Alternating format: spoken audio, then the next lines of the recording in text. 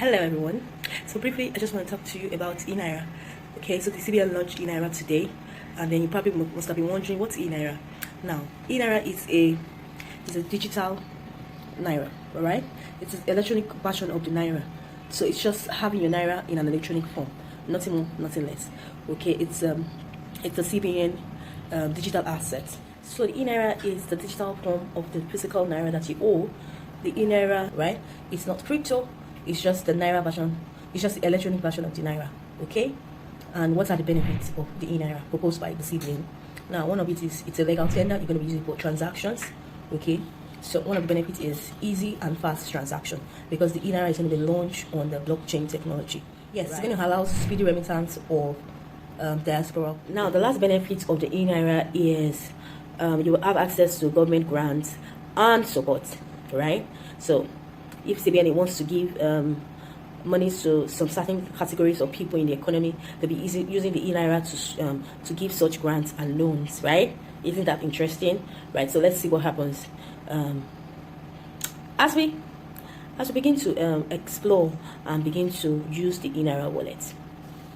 Limitation is financial experts are concerned how CBN is going to encourage financial inclusion for the non-educated person. So for someone who doesn't have internet-enabled phones, how would they be able to download the E-Naira wallet? One limitation to the E-Naira wallet is how the CBN is going to secure the infrastructure to support the e-wallet platforms, okay? Because like I mentioned earlier, the E-Naira wallet platform is CBN's baby. They are going to be the one managing the infrastructure, or the platform is not going to be run by any banks, and it's going to be practically run by CBN. Okay. What are the various categories of the E-Naira wallet? Now we have 5 categories. Yes, we have 5 categories. We have the tier 1, tier 0 category.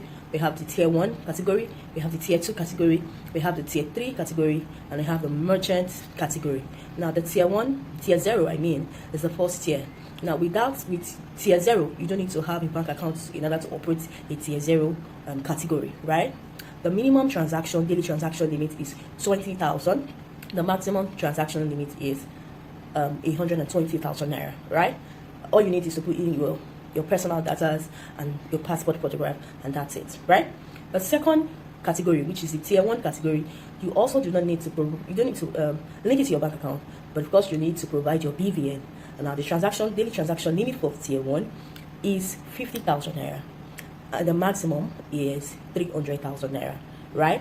So the tier 2, of course, as you grow in the categories, your requirements would increase, right? So you're not only providing your personal details, you're providing your BVN, you're providing your KYC. All right, KYC is actually know your customer, so you're going to be providing KYC documentation for CBN to know who is opening that wallet or who is opening that tier 2 wallet. Okay, so the minimum transaction limit for tier 2 is 500,000. Okay, so for the tier 2, the daily transaction limit is 200,000, and the maximum balance that you'll have in that wallet is 500,000 naira. So for the tier 3, because you provide more documentation, there'll be visitation report. There'll be visitation reports. You'll be providing your proof of address and all the necessary know your customers documentation that you ordinarily provide to your bank, right?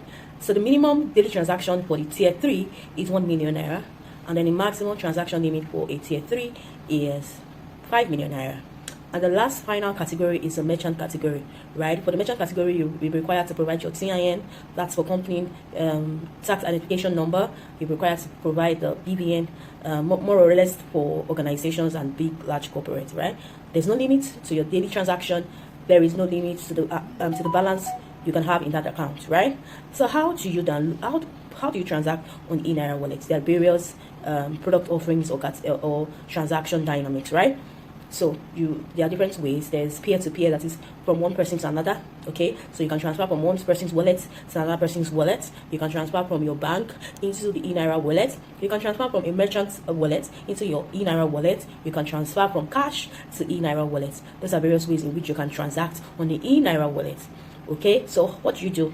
You go to your Play Store, your iOS or your Google's Play Store, and download this CBN E-Naira speed wallet, right? And once you download it and you put all the necessary details, you'll be able to operate the E-Naira wallet.